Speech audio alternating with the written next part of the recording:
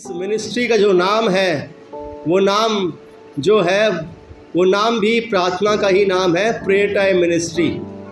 और इस मिनिस्ट्री का जो विज़न है, जो दर्शन है, वो यही है कि हम सब का जीवन जो हो वो प्रार्थना का जीवन हो। अगर हमारे जीवन में प्रार्थना नहीं है, जैसा कि मैं भी बोल रहा था और मैं इसे रिपीट करूँगा कि अगर हमारे जीवन में प्रार्थना नहीं है तो हमारा संबंध भी हमारे परमेश्वर के साथ जैसे मजबूती के साथ होना चाहिए वैसे मजबूती के साथ नहीं है। जितना ज़्यादा प्रार्थना की लाइफ, जितना ज़्यादा आपका जीवन प्रार्थना का जीवन होगा, उतना ही संबंध आपके साथ, आपके परमेश्वर के साथ मजबूती के साथ होगा। समझिए, आप कितना प्रार्थनाओं में हैं, उसी हिसाब से ये तोला जाएगा कि आपका संबंध कितना परमेश्वर के साथ है। हम सब प्रार्थना से परिचित हैं। प्रार्थना क्या होती है हमें पता है, हमें प्रार्थना करना सिखाया गया है। लेकिन प्रार्थना जो है वो हमारे लिए कितना इम्पोर्टेंस हमारे जीवन में रखती है, इस बात को हमें सीखना है। हमारे जो शब्द होते हैं, मेरी जो हम अपने मुंह से प्रार्थना में निकालते हैं, वो बड़े नॉर्मल शब्द होते हैं, मतलब वो हमारे शब्द होते हैं। हम जो भी अपने मुंह से शब्द निकालते हैं वो हमारे शब्द होते हैं। लेकिन जब इसमें परमेश्वर इन्वॉल्व हो जाता है, जब इसके अंदर परमेश्वर की सहभागिता आ जाती है, तो वही शब्द पावरफुल हो जाते हैं, वही शब्द सामर्थ्य से भर जाते हैं।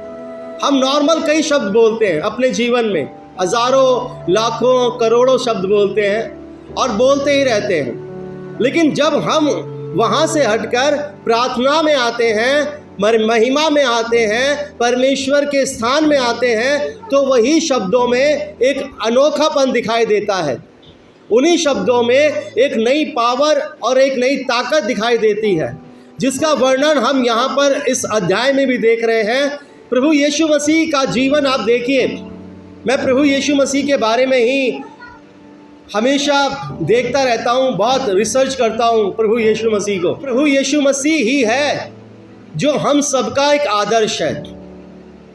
प्रभु यीशु मसीह है जो हमें परमेश्वर के राज्य में पहुंचाने में अहम भूमिका निभाता है, और प्रभु यीशु मसीह ही परमेश्वर का पुत्र है। लेकिन बाइबल हमें बताती है कि प्रभु यीशु मसीह जो परमेश्वर का पुत्र है, जो पवित्र आत्मा के द्वारा इस संसार में आया है, निष्पाप है, पवित्र है, सामर्थी है, परमेश्वर की इच्छा के अनुसार आया है। लेकिन आप देखिए, उनका जीवन भी प्रार्थना का जीवन है। भोर में जब उजियाला नहीं होता, जब सूरज की रोशनी नहीं होती, प्रभु यीशु मसीह उस भोर में उठकर सबसे पहले क्या जाते हैं? प्रार्थना करने के लिए जाते हैं। बाइबल हमें बताती है उन्हें प्रार्थना करने की ज़रूरत नहीं है, लेकिन प्रार्थना करने की ज़रूरत इसलिए है क्योंकि हमारा संबंध जब प्रार्थना में होता है तो परमेश्वर के साथ कनेक्ट हो जाता है। परमेश्वर के साथ हमें एक नई सामर्थ मिलती है, उस सर्वशक्तिमान के साथ जिसने सब कुछ बनाया और जिसके द्वारा सब कुछ रचा गया है। जब हम प्रार्थना में होते हैं, जब हम अलग संसार में होते हैं, वर्ldly जीवन जी रहे होते हैं, संसारिक जीवन जी रहे होते हैं, तो हमारे शब्द जो होते हैं वो नॉर्मल होते हैं, क्योंकि हम बहुत सारी बातें अपने मुंह से निकालते हैं। लेकिन हम तब अलग हो जाते हैं जब हमारा जीवन प्रार्थना में चला जाता है, जब हम प्रार्थना में बैठते हैं, जब हम घुटने टेकते हैं, जब हम सर को झुकाते हैं, जब हम हाथों को जोड़ते हैं, जब अपने हाथों को स्वर्ग की ओर उठाकर प्रार्थना करते हैं, तब हम अलग कर दिए जाते हैं। तब हमारे अंदर एक नई सामर्थ आती है, तब हमारे शब्दों में सामर्थ आती है, और वही सामर्थ अनोखे काम करती है। बाइबल में लिखा है ना कि तुम्हारे शब्दों में सामर्थ है। वो सामर्थ आई कहाँ से? इसलिए आई कि उनका जीवन प्रार्थना का जीवन है। ये हर एक के लिए नहीं है। बाइबल का ये वचन आप ये मत समझिए कि सबके लिए है कि तुम्हारे शब्दों में सामर्थ है। उनके शब्दों में सामर्थ है जिनका जीवन प्रार्थना का जीवन है, जिनकी संगति प्रार्थना के साथ जुड़ी होकर परमेश्वर के साथ जुड़ी हुई है। उनके शब्दों में सामर्थ्य होती है मरीजों, जिनके अंदर प्रभु के प्रति विश्वास और भरोसा है कि वो कर सकता है मेरे लिए। और यहाँ पर बाइबल में अगर देखिए तो यीशु मसीह जो है वो सुबह भोर में उठकर प्रार्थना करता है और सांझ को भी वो अपने घुटने अपने पिता अपने परमेश्वर के सामने टेकता है। हमने सुबह 5 बजे की प्रार्थना शुरू करी और बहुत सारे लोग हैं जो उसमें जुड़ते हैं। बहुत सारे लोग हैं जो सुबह उठ के भोर के किरणें पड़ने से पहले वो संगति में होते हैं, प्रार्थना में होते हैं, प्रभु की महिमा कर रहे होते हैं। बहुत सारे लोग हैं, उन्हें नींद से मतलब नहीं है, उन्हें अपने कंफर्ट से मतलब नहीं है। उन्हें पता है कि भोर की प्रार्थना एक नई सामर्थ्य मुझे और मेरे जीवन में देगी और मेरे घर में देगी।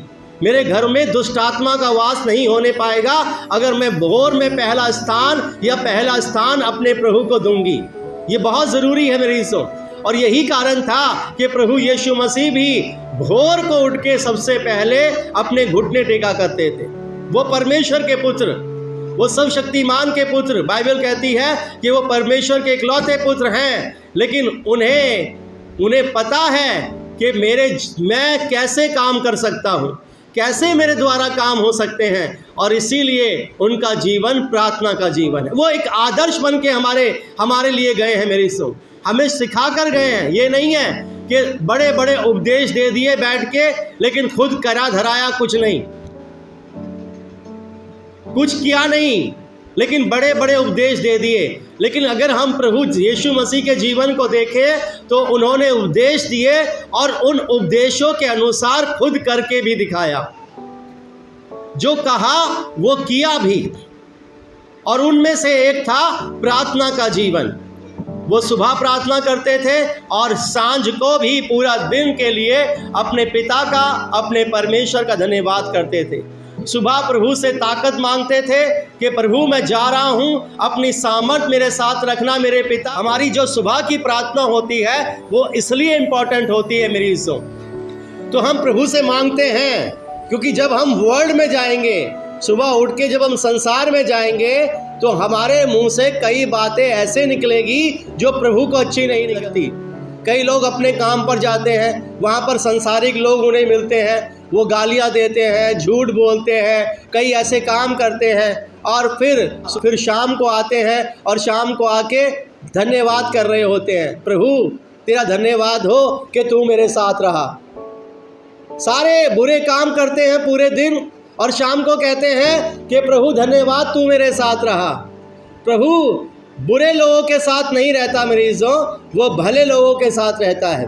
और इसीलिए जब हम सुबह उठते हैं तो सबसे पहले अपने प्रभु का धन्यवाद करते हैं कि प्रभु पूरा दिन मुझे शैतान की तमाम सामर्थ्य से बचाना, शैतान की ताकत से बचाना, हर एक बुरे काम करने से बचाना। ये नहीं कि आशीष देना, बरकत देना, ये नहीं मांगना, अपने आप को प्रभु के लिए तैयार करने के लिए मांगना। सारी चीज़ें तो अपने आप मिल जाएगी जब आपका जीवन अच्छा होगा, जब आपका जीवन प्रभु को भाएगा, जब आपका जीवन परमेश्वर को भाएगा तो सारी चीज़ें अपने आप आपको मिलती चली जाएगी। हर एक आवश्यकता आपकी पूरी हो जाएगी। सुबह उठते ही मांगने लगते हैं, प्रभु मुझे ये चाहिए, प्रभु मुझे ये चाहिए, फलाना मेरे साथ ये कर रहा है, ढिमकाना मेरे साथ वो कर रहा है, ये मुझे प्यार नहीं करता। जो मांगना चाहिए वो तो मांगते नहीं है।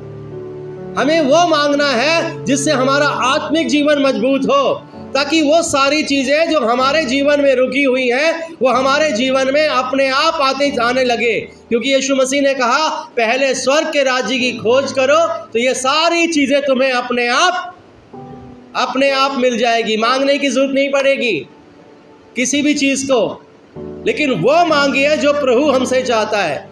हमारे शब्दों में सामर्थ हो। देखिए यीशु मसीह के शब्द बड़े थोड़े होते थे। जब उन्होंने वो थोड़ी सी मछलियाँ और रोटियाँ उठाई, और एक बड़ी भीड़ है, 4000, 5000, 7000 की भीड़ वहाँ पर है और उन्हें खिलाना है, लेकिन थोड़ी सी मछली है और थोड़ी सी रोटी है और एक बड़ी भीड़ है। तब उन्होंने ज़्यादा शब्दों का प्रयोग नहीं किया कि प्रभु इसे आशीष देना, बरकत देना, इसको हमने, तेरे को पता है हम कैसे करते हैं, हमने कैसे कमाया है, कैसे तू हमें देता है। नहीं कहा। क्या कहा? प्रभु मैं तेरा धन्यवाद करता हूँ कि तू मेरी सुनता है। सिर्फ इतना कहा और कहा अपने चेलों से ये ले जाकर बांट दो। और वो रोटियां, वो मछलियां मल्टीप्लाई होती चली गई। वो निकालते गए, वो बढ़ती चली गई, वो निकालते गए, वो बढ़ती चली गई, वो निकालते गए, बढ़ती चली गई। और आप देखिए यहाँ पर कम नहीं पड़ा, बल्कि जो टुकड़े उठाए गए वो भी 12 टोकरियों के टुकड़े उठाए गए मरीजों भर के। क्या था? सामर्थ थी। प्रार्थना में सामर्थ थी। और ये सामर्थ कहाँ से आई? विश्वास के द्वारा और प्रभु में बने रहने के द्वारा आई मरीजों। बाइबल यहाँ पर बताती है, हम इसके 20वें वचन से हम इसे पढ़ते हैं। फिर भोर को जब उधर से जाते थे तो उन्होंने उस अंजीर के पेड़ को जो जड़ तक सूख गया था, देखिए प्रभु यीशु मसीह वहाँ पर एक जगह से जा रहे थे तो उन्हें एक वहाँ पर अंजीर का पेड़ दिखाई देता है जिसमें पत्ते तो होते हैं लेकिन अंजीर नहीं होते हैं। कई बार मैंने पहले भी इस पर आपको संदेश दिया था कि कई बार हमारा आत्मिक जीवन भी ऐसा ही होता है, दिखाने के लिए होता है लेकिन वो फ्रूटफुल नहीं होता है। हमारे अंदर वरदान नहीं होते हैं, हमारे अंदर पवित्र आत्मा नहीं पाया जाता है, सिर्फ दिखाने के लिए होता है। जैसे वो अंजीर का पेड़ था जिस सिर्फ दिखाने के लिए था कि उसके अंदर पत्ते तो थे। समझ लीजिए आपने अपने यहाँ पर माथे पर एक टैग लगा रखा है कि मैं धर्मी हूँ, दिखाने के लिए एक टैग लगा रखा है, लेकिन आपके अंदर वो कोई भी योग्यता नहीं है जो एक आत्मिक व्यक्ति के अंदर होनी चाहिए। एक पवित्र और धार्मिकता से भरे हुए उस व्यक्ति के अंदर होनी चाहिए मरीजों। ऐसा ही वो अंजीर का पेड़ था, उसके अंदर पत्ते तो थे लेकिन जब प्रभु यीशु मसीह ने उसके अंदर फ्रूट ढूंढने की कोशिश करी, उसके अंदर फल ढूंढने की कोशिश करी, उस अंजीर को ढूंढने की कोशिश करी तो उसमें एक भी अंजीर नहीं पाया। जब प्रभु हमारे पास आएगा तो वह हमें देखेगा और देखेगा हमारे अंदर फ्रूट है, हमारे अंदर वो आत्मिक वरदान है, हमारे अंदर वो आत्मिक फल पाए जाते हैं। ये सिर्फ हम दिखाने के लिए प्रभु के हैं। सिर्फ मेरे अजीजों, तब प्रभु को गुस्सा आया और प्रभु ने कहा आगे से तुझ में कभी फल ना लगे। और जब उसके चेले वहां से आते हैं तो क्या देखते हैं? वो पेड़ जड़ तक क्या हो गया था? सूख गया था।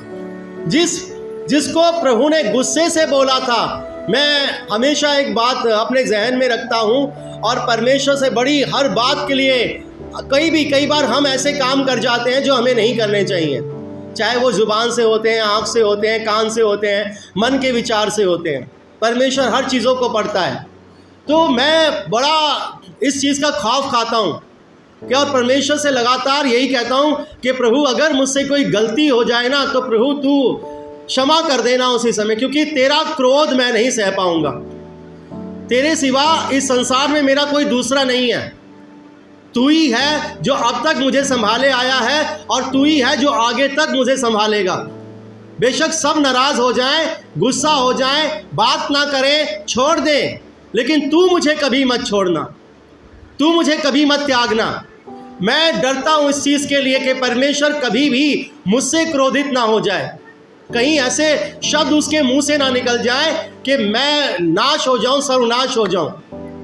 मेरा अस्तित्व ही मिटा देगा अगर वो कुछ भी बोल देगा मेरे ईसु। देखिए यीशु मसीह ने वहाँ पर सिर्फ इतना ही बोला था कि इसमें फल ना लगे, लेकिन उसका हाल क्या हो गया? चेले क्या कह रहे हैं?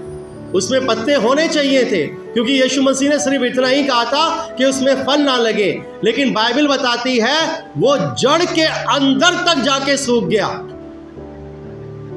सिर्फ ऊपर से नहीं सूखा। वो परमेश्वर जब अपना क्रोध दिखाएगा तो पूरा अस्तित्व मिटा देगा। याद रखिए, नामो निशान मिटा देगा, आपका अस्तित्व तक मिटा देगा। जब परमेश्वर क्रोधित होगा, यीशु मसीह का क्रोध देखिए, वहां पर सिर्फ इतना कहा कि तुझमें आगे से फल नहीं लगे, और इसका मतलब कि अब इसका नाश होने जा रहा है, अब ये मिटने जा रहा है। और बाइबल कहती है कि वो पेड़ जड़ तक सूख गया था, जड़ तक। बाइबल यहां पर हमें बताती है, लिखा हुआ है, पतरस को यह बात स्मरण आई और उसने उससे कहा, हे रब्बी अर्थात गुरु, हे रब्बी देख, ये अंजीर का पेड़ जिसे तूने श्राप की दिया था, मतलब तूने क्रोध से अपने मुंह से शब्द निकाले थे जिसके विरोध में, देख वो क्या हो गया है, सूख गया है। आगे पढ़िए जरा इसे। यीशु ने उसको उत्तर दिया, जी, परमेश्वर पर विश्वास रखो। देखिए, आप अगर प्रार्थना कर रहे हैं, अगर उसके अंदर विश्वास नहीं पाया जाता तो आप कितनी भी प्रार्थनाएं कर लीजिए, कोई रिजल्ट नहीं आएगा उसका।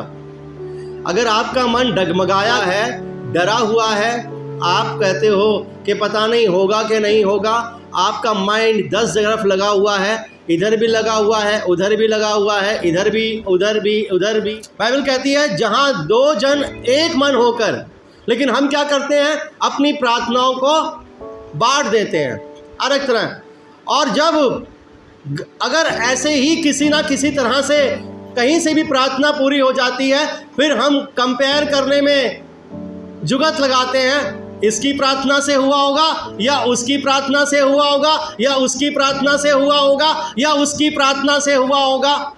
अब हम डिसाइड ही नहीं कर पाते किसकी प्रार्थना से हुआ, ये इसमें ही हम खोकर रख जाते हैं और भूल जाते हैं करने वाला तो कौन था, प्रभु था।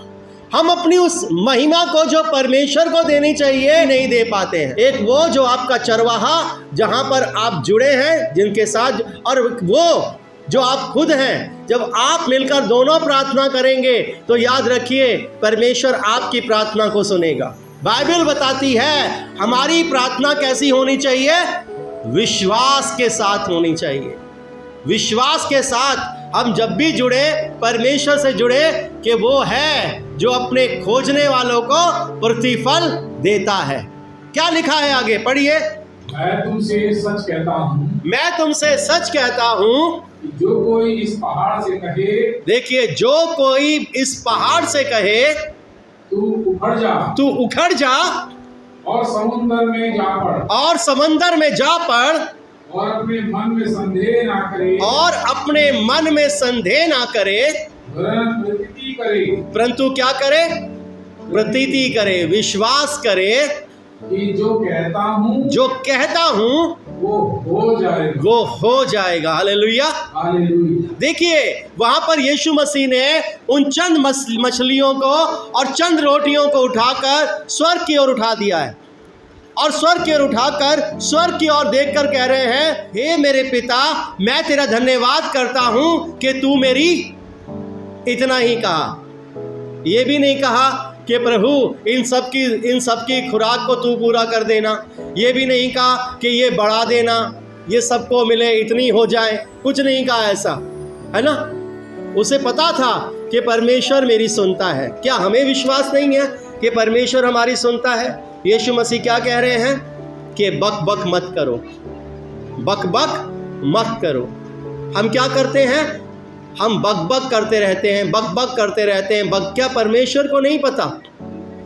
यीशु मसीह भी जानते हैं, परमेश्वर को पता है ये 5000 जो लोग हैं वो भूखे हैं, परमेश्वर को पता है, तो परमेश्वर अपने आप करेगा। उसने सिर्फ इतना कहा, हे परमेश्वर, मैं तेरा धन्यवाद करता हूँ कि तू मेरी सुनता है। जब भी हम प्रार्थना करें, पहला शब्द हमारे मुंह से यही निकले मेरी इज्जों कि परमेश्वर, मैं तेरा धन्यवाद करता हूँ, मैं तेरी धन्यवाद करती हूँ कि तू मेरी सुनता है। आज हमें इन शब्दों का प्रयोग करना है मेरी इज्जों। बाइबल यहाँ पर हमें बताती है कि लिखा हुआ है, मैं तुमसे सच कहता हूँ कि जो कोई इस पहाड़ से कहे, पहाड़ कैसा है? बीमारियों का, कर्जों का, परेशानियों का, चिंताओं का, जॉब का, है ना, बहुत सारी समस्याओं का, दुष्ट आत्माओं का, ये पहाड़ है, पहाड़ लग गया है। अब ये पहाड़ कैसे हटेगा? हमने बड़ी कोशिश कर ली, नहीं हट रहा, लगातार प्रार्थनाएं कर ली, नहीं हट रहा। कारण क्या है? संदेह है। पहाड़ को देखते हैं तो डर जाते हैं, है ना। आप पहाड़ पर चढ़े जाओ और उस पर से नीचे देखोगे तो डर तो लगेगा। क्यों नीचे क्या होती है? खाई होती है। ऐसे ही जब हम पहाड़ की तरफ देखते हैं तो हमारा साहस टूट जाता है। कई लोगों का साहस टूट जाता है। कई लोग जाने से डरते हैं पहाड़ पर। क्यों है? क्योंकि इतने चक्कर होते हैं, कई लोगों को उल्टियाँ भी आती हैं। इसलिए कई लोग डरते हैं पहाड़ पर जाने से कि मुझे नहीं जाना भैया पहाड़ पर। पहाड़ को देखकर कई लोग, उस समय के लोग तो बड़ा डरा करते थे। बड़ा ऊंचा पत्थर का बहुत बड़ा टीला, और आप देखिए उस स्थानों में बहुत बड़े बड़े पहाड़ हैं।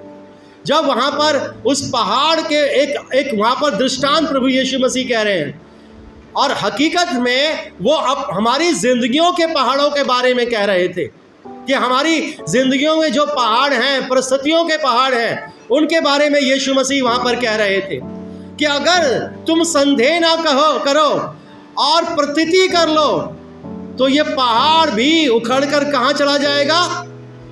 समंदर में जा पड़ेगा। आपकी परिस्थितियाँ, अगर आपके अंदर विश्वास है, मेरी विश्वास परमेश्वर के प्रति मजबूत होना चाहिए, बाकी किसी पर नहीं, सिर्फ परमेश्वर पर विश्वास आपका मजबूत होना चाहिए कि मेरा परमेश्वर मेरे लिए कर सकता है।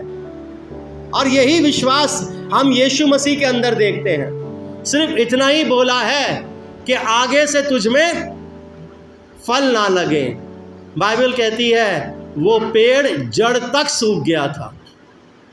आज क्यों हमारी वो परिस्थितियां हमारे जीवन में अब तक बनी हुई हैं?